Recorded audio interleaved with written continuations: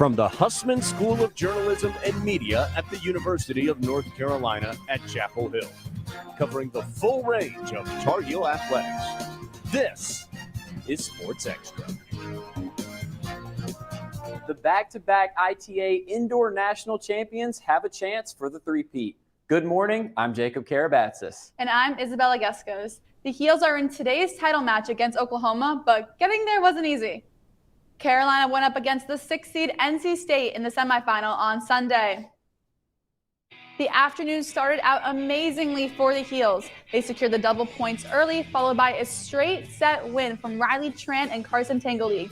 With the score 3-1, the match looking set, a late state push made for a tense hour and a half and three setters on the remaining three single courts. Finally, Anika Yargalata took her match and made the final 4-1 Heels. In the match that was much closer than the final score indicates, the Heels moved to their third straight ITA championship match appearance. On Sunday, the number 23 ranked UNC men's tennis team hosted number 13 South Carolina in another tense top 25 matchup. Brian Cernock and Mac Kiger put the Heels up 1-0 with a clutch doubles win. Anuj Watane put in a very impressive singles performance, winning his match 6-2 and 6-3 with this impressive shot. Cernock ended the day with a 6-4 third set victory, clinching the 4-2 win for the Heels. I'm usually a guy who never finishes first. I'm always the last on court because of the way I play. I play with really long points, but today was a little bit different. I was able to come out on top quickly. How does UNC respond to its first loss in the Dean Dome? By having its largest halftime lead since 2006 and playing its best half of the season on Saturday against Florida State. Carolina pounced on the Seminoles from the jump, starting the game on an incredible 18-0 run. Not only did the Tar Heels hit around 75% of their shots in the first half, but they played stellar defense, not allowing Florida State to score a field goal until the 11-minute mark. UNC also hit 9 three-pointers in the first half, 5 of which came from Caleb Love to help build a 38-point lead at halftime.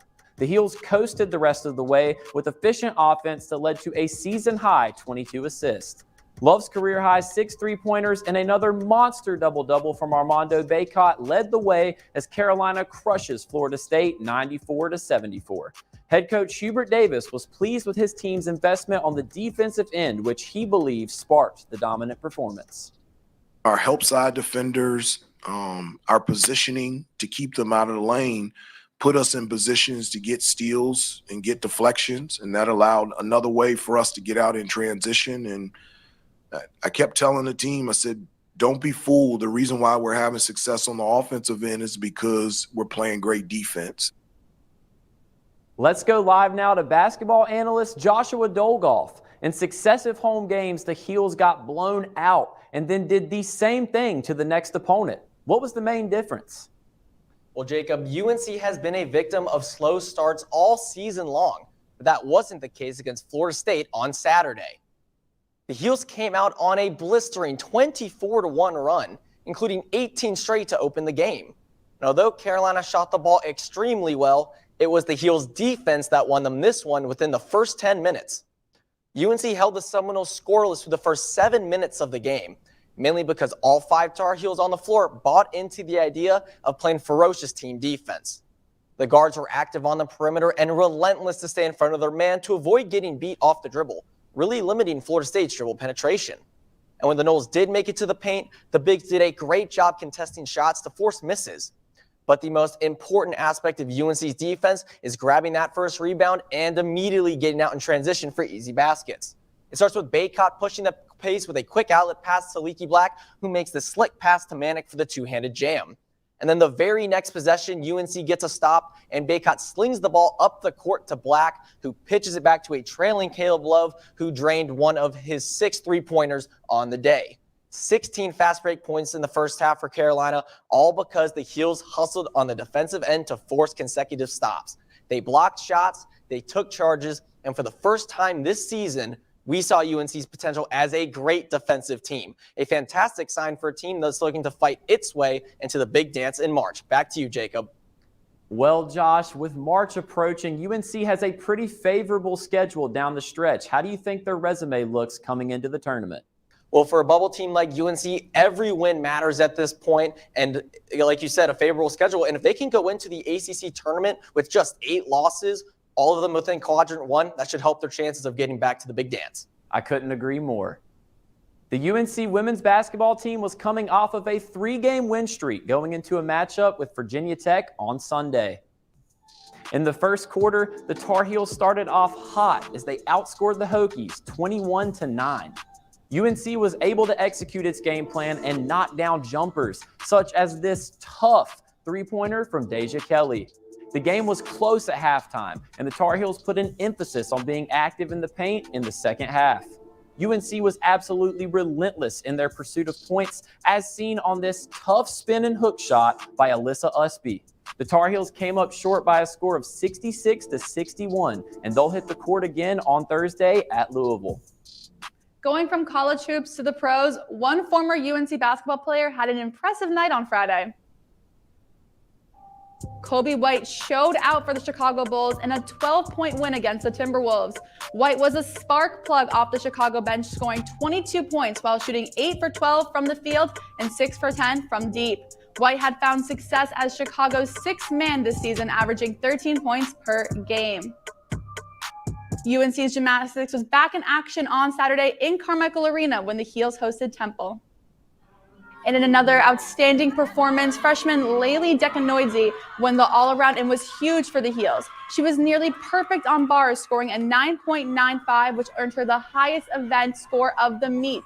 Dekanoidze also tied for the top vault score with freshman teammates Julia Noer and sophomore Corey O'Hara.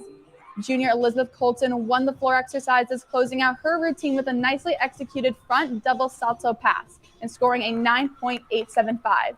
The Heels clinched the win against the Owls by less than 0.2 of a point and will travel to Raleigh to compete against NC State on Saturday. We move to soccer, where even though it's the off-season, the hard work doesn't stop, especially for Costa Rican goalkeeper Marco Saborio. Franz Peters picks up the story. Before becoming a goalkeeper for Carolina's men's soccer team, Saborio had to make some important decisions. He moved from Switzerland to Costa Rica following a call-up to the under-17 national team. His good showing led him to signing with professional club Herediano, and he was in the running to be called in the squad representing Costa Rica at the Under-20 World Cup. Obviously, when players tend to go to college, they kind of, lose track of them, and sometimes they don't get called back to the national team. So there was definitely like a little bit of a decision that had to be made. However, all it took Marco to become a Tar Heel was a visit to Chapel Hill on 2018. I remember just walking on campus and I'm meeting the coaching staff, and there was just something really special about UNC that I enjoyed from the start. Ever since coming to UNC, his grind has not stopped. Saborio has had to wait out patiently on the bench for the past few years, but with starting goalkeeper Alex Meir leaving Carolina, his opportunity may be coming.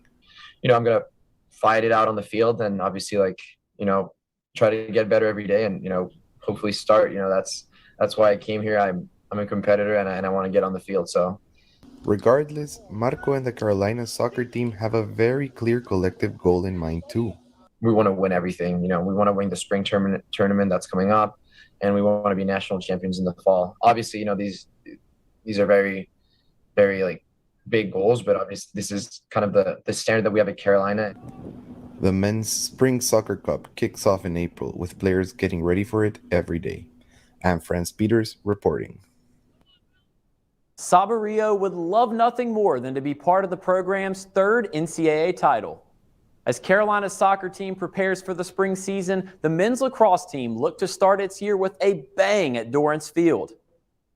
Against Richmond, Carolina put its attacking prowess on display early with 4 straight goals, led by this blast from Jacob Kelly. Despite the early flurry, Richmond fought back with a monster second quarter, capping it off with a Ryan Dunn goal, putting the Spiders in the lead 6-5.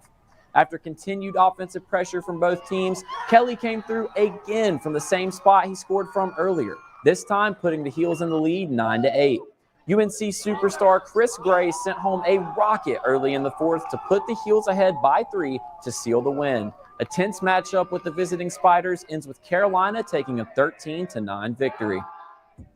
Chris Gray's Friday night heroics continued against the Raiders with 3 goals and an assist. Just watch him jump and paint this corner from 12 yards out. Gray scores again here as part of Carolina's 7 first-half goals. Colgate made a run in the second half, but attackman Jacob Kelly helped stop that here with the first of his 2 goals. Kelly fought through stick checks and got his strong left hand free to score. Kelly then cashed in from the wing here off the assist from Cole Herbert, and Carolina won by 6 on a cold afternoon. Head coach Joe Bresci is excited about how early this team is coming together.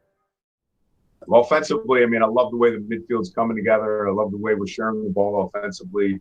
We're creating opportunities. Obviously, their goalie came in, had 10 saves in the second half after a tough, I think you only had 3 in the first half. So, I think from our standpoint, I think things are progressing, and we have a lot of guys that can play. So let's go now to lacrosse analyst Jay Banzette for more about the Heels' hot start. Jay? Well, Jacob, with 2 quality victories against non-conference opponents this past weekend, Carolina's off to a great start in its 2022 campaign. Chris Gray started off with his final season with an incredible 8 points, 4 goals, and 4 assists. In my opinion, the equivalent of scoring 60 points in a basketball game against Richmond on Friday, then followed that up with 3 more goals and another assist against Colgate yesterday afternoon. Let's take a look at what makes a Tewaaraton favorite so good on the offensive end. So he's got the ball here. He dodges in the middle of the field. Obviously, he's going to get a slide. He's going to get a shorty here, so he's going to want to attack it. Slide's coming early with a pull. He's going to roll away, but what makes him so good, he keeps his eyes down the field, can see eventually Schertzinger right here, gets a quick handle, score, assist to Gray because he keeps his eyes up coming out of the dodge. And then so we're going to take a look at what makes their Carolina defense so good and what gives Chris Gray so many opportunities to score. So Richmond's going to have a 3-on-2 break. They should get a goal out of it. The shot should go out there, but no, ball's on the deck. Here we go, Beehive, 6-year-old soccer. Who's going to get the ball? Carolina eventually gets out of here with it. Defenseman's going to roll away, free his hands for the overpass to bring it to the near side of the field. Paul Barton here is going to find Chris Gray right before he crosses the midfield line. Now, how this pass gets through, I have no idea. There is a defender right here. Jacob Kelly's on the other side of the box, but he throws it anyway. It gets through. You know the deal. Splash, Carolina goal, make it 9-8 as they went on to close out Richmond. So Carolina, they've got to really help this young defense out. You saw the turnover right there they forced, but these attackmen, they did a really good job all weekend of forcing turnovers in the ride. So the more they can do that as the season progresses, the more successful they're going to be. Jacob, back to you. I'm not much of a lacrosse guy, but Chris Gray looks absolutely incredible. Jay, do you think they will win a national championship? They've certainly got an opportunity. Chris Gray might be the best player in the country. Zach Tucci's a really good face-off guy for the Tar Heels. They've got a young defense, but it's really talented.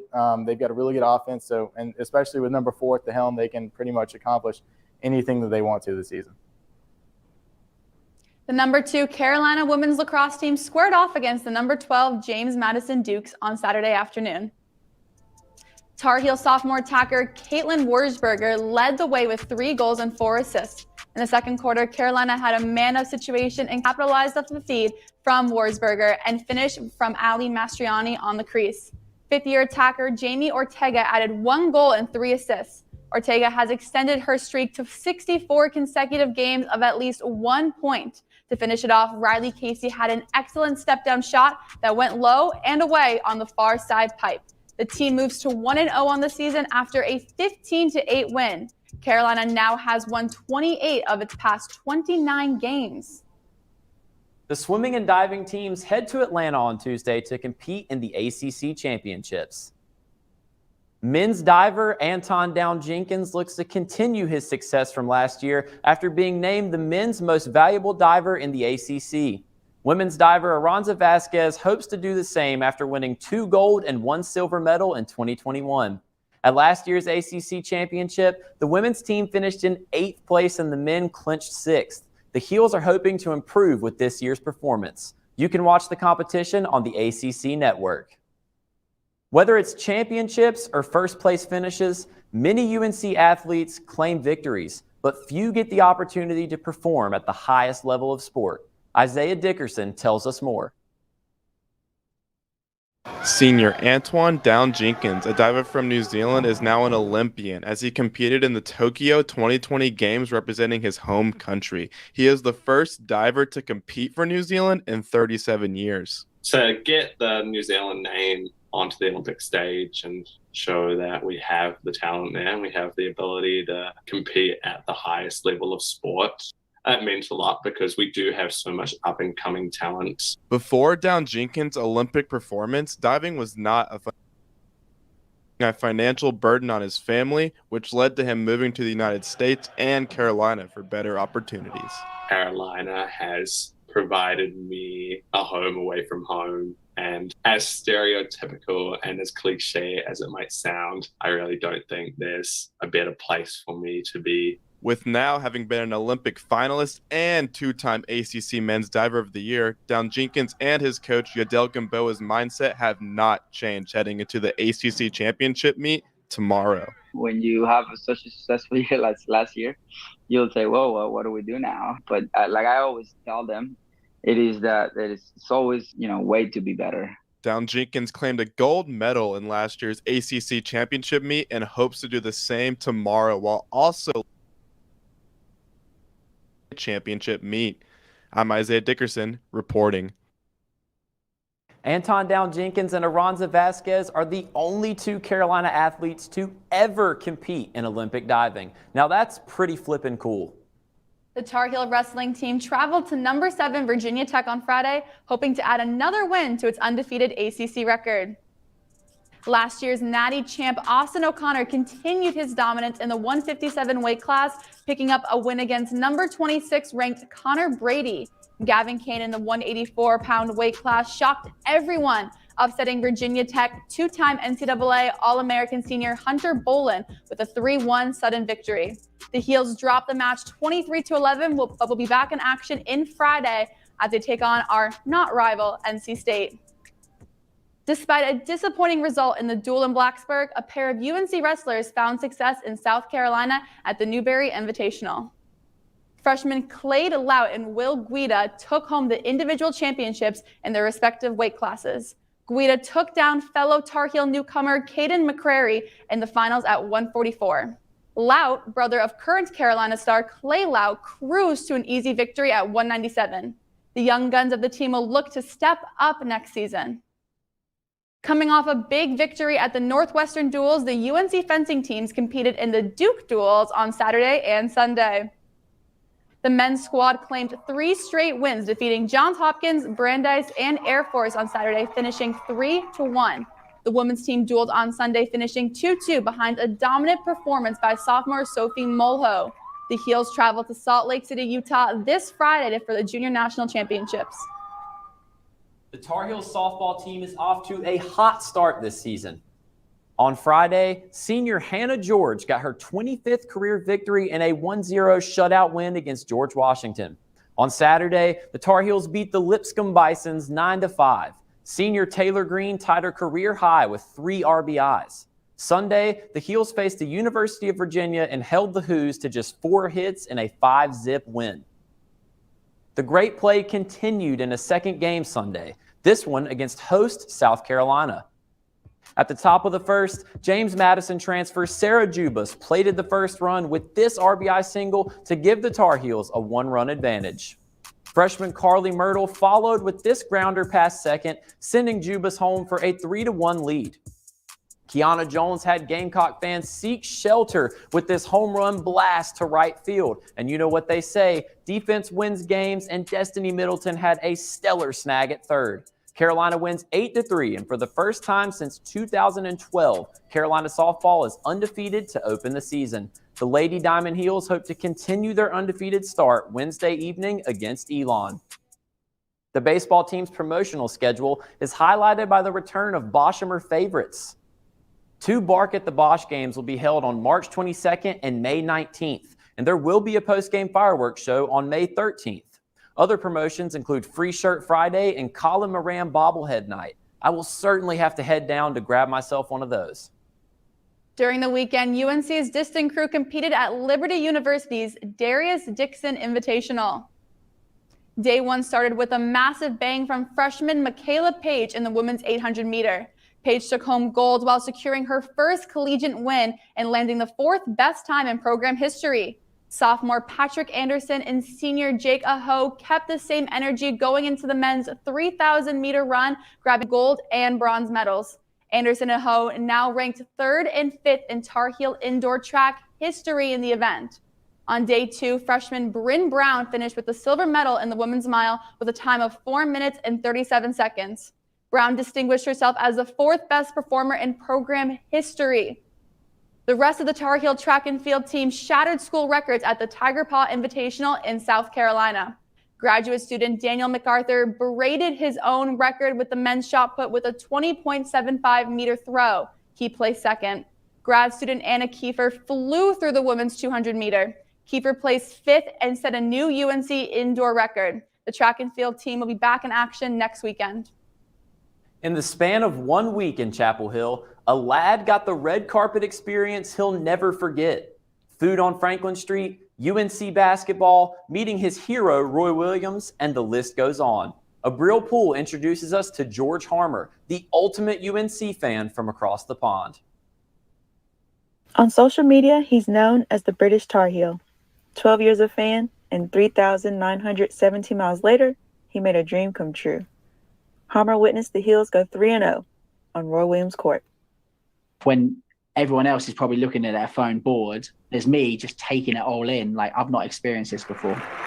Seeing the student section jump around, like, it was absolutely fantastic. In national lockdown, Harmer filled his time writing about UNC players on his sports blog and started a podcast with an impressive guest list. It took off on the internet and went mental.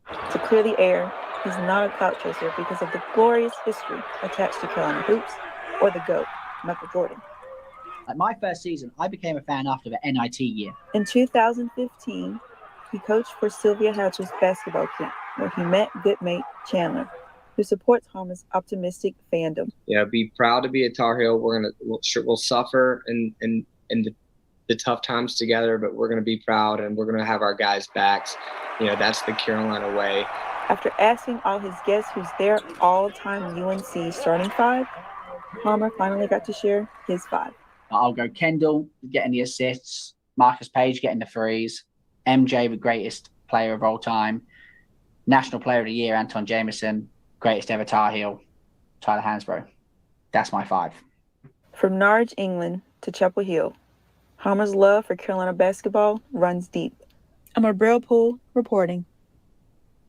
Our buddy George is 5 hours ahead of us, so he is probably prepping for Valentine's Day dinner right now, Bella. So, Jacob, what are your plans tonight for Valentine's Day?